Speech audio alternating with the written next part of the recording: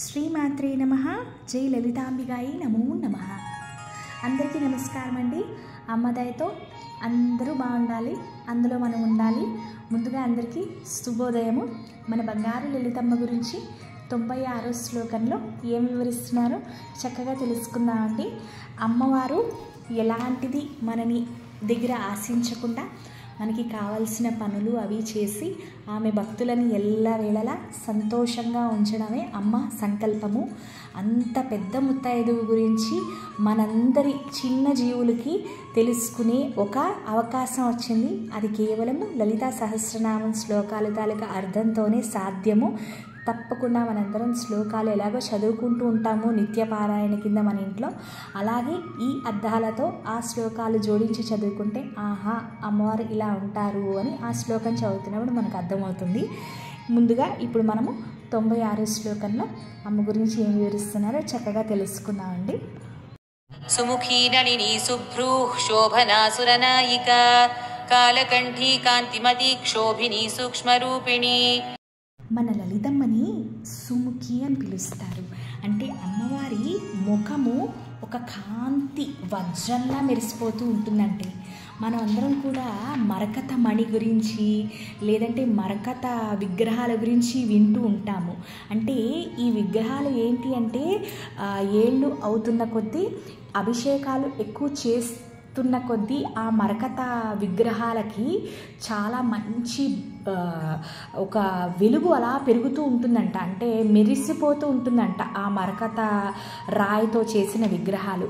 అలాగే అమ్మవారి మొహం కూడా ఎల్లవేళలా, అంటే ఎన్ని యుగాలు దాటిన కొత్త ప్రపంచాలు పుట్టుకొచ్చిన అమ్మలో ఉన్న కాంతి వెలుగు ఎప్పుడు అలాగే దగదగలాడిపోతుంది అని ఈ నామం సంకేతిస్తుంది. లలితమ్మని నళిని అని పిలుస్తారు. అమ్మవారి మొహము ఎంత సౌందర్యవతి అంటే ఒక కలువ పువ్వులతో పోలుస్తున్నారండి ఈ నామంలో. అలాగే నళిని అంటే కూడా ఇంకొకలా వస్తుంది. అమ్మవారికి చందనం అంటే చాలా ప్రీతికరము. మనము అభిషేకాలకి అవి గుళ్ళల్లో ఉపయోగిస్తూ ఉంటాము అని ఈ నామం సంకేతిస్తుంది. లలితమ్మ కనుబొమ్మలు ఎలా ఉంటాయంటే అప్పుడే చెక్కిన మామిడాకుల్లా ఉంటాయంటండి.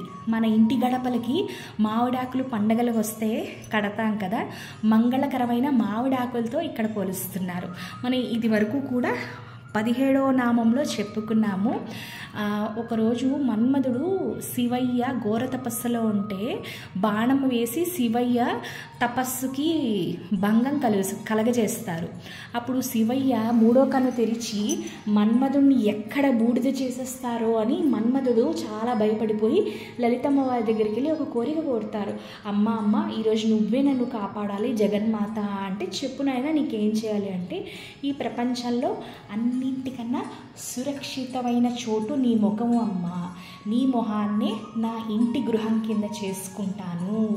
నీ కళ్ళనే మా ఇంటి తలుపులు, నీ కనుబొమ్మలే మా ఇంటి మామిడి ఆకులు, మంగళకరమైన తోరణాలు.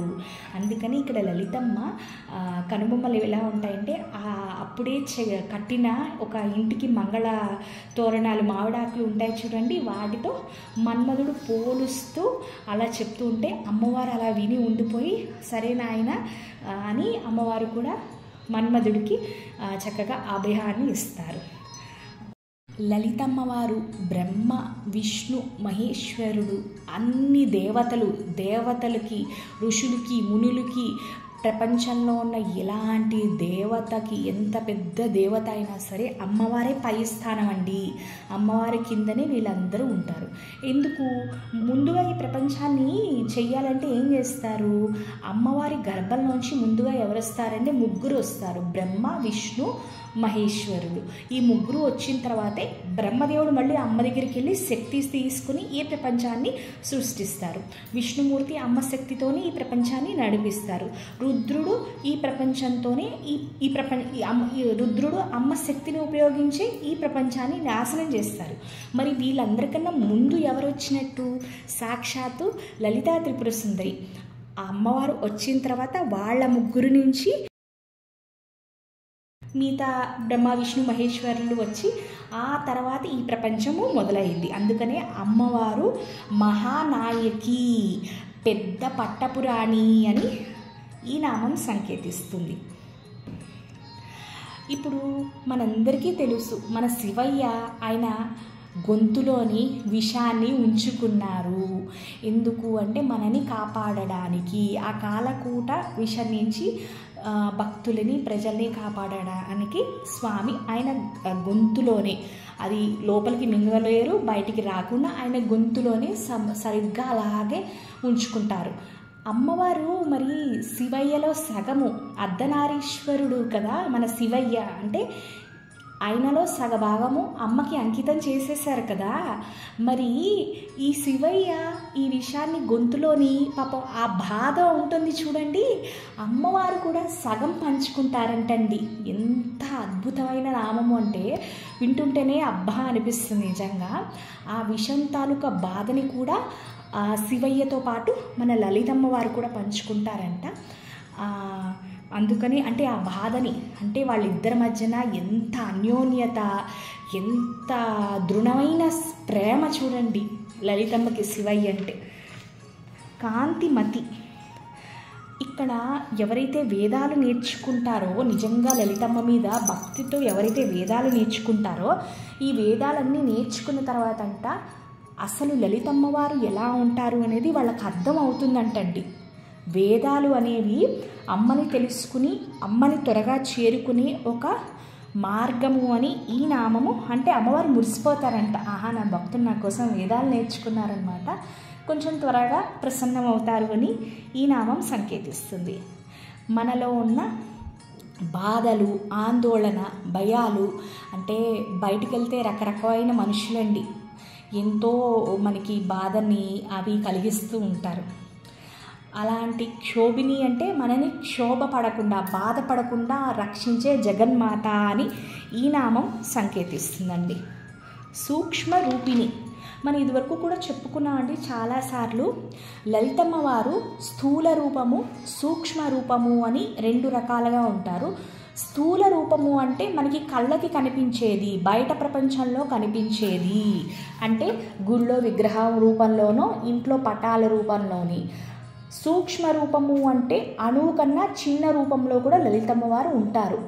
అణువుకి ఎలాంటి ఆకారం ఉండదు, కానీ నిజమైన భక్తుడు ఎవరైతే సూక్ష్మ రూపము చూద్దామనుకుంటున్నారో వాళ్ళు సాధన చేసి ఈ సూక్ష్మ రూపాన్ని ప్రసన్నం చేసుకోవచ్చు. అది ఎలాగా అంటే, ఇప్పుడు ఈ సూక్ష్మ రూపం అనేది ఎక్కడ ఉంటుంది అంటే మనిషి తాలూకు శరీరంలోనే ఉంటారండి. మనకందరికీ తెలుసు, మన మానవ శరీరంలో మొత్తం 7 చక్రాలు ఉంటాయి. అందులో మొదటిది మూలాధార చక్రము, దాన్ని మనము బేస్ ఆర్ రూట్ చక్ర అంటాం. ఈ మూలాధార చక్రంలో అమ్మవారు అణువు కన్నా చిన్న ఒక కుండలిని శక్తి, అంటే ఒక సర్పరూపంలో, నిద్రిస్తున్న సర్పరూపంలో కుండలిని శక్తి రూపంలో ఉంటుందమ్మ. ఎప్పుడైతే ఆ సాధకుడు ధ్యానాన్ని ప్రారంభిస్తారో మూలాధార చక్రంలో ఉన్న ఈ నిద్రిస్తున్న సర్పం లేచి ప్రతి చక్రం వైపు ప్రయాణిస్తూ ఉంటుందన్నమాట. ఈ సూక్ష్మ రూపము పొందడం అనేది చాలా చాలా కష్టం అండి. నిజమైన భక్తులకే అది సాధ్యము. ఘోర తపస్సు, తిండి, నిద్ర, ఆహారము, ఎలాంటి కోరికలు లేని వాళ్ళకి ఈ సూక్ష్మ రూపం తాలూకా దర్శనం అవుతుంది. అంటే మూలాధార చక్రంలో అమ్మవారు మొదలయ్యి సహస్రార చక్రంలో, అంటే 7వ చక్రంలో శివయ్య దగ్గర కలిసిపోతారనమాట. అప్పుడు ఆ సహస్రార చక్రము అంటే ఆఖరి చక్రము, 7వ చక్రము, అక్కడ 1000 కలువ పువ్వుల తోట మధ్యలో శివయ్య తపస్సు చేసుకుంటూ ఉంటారంట.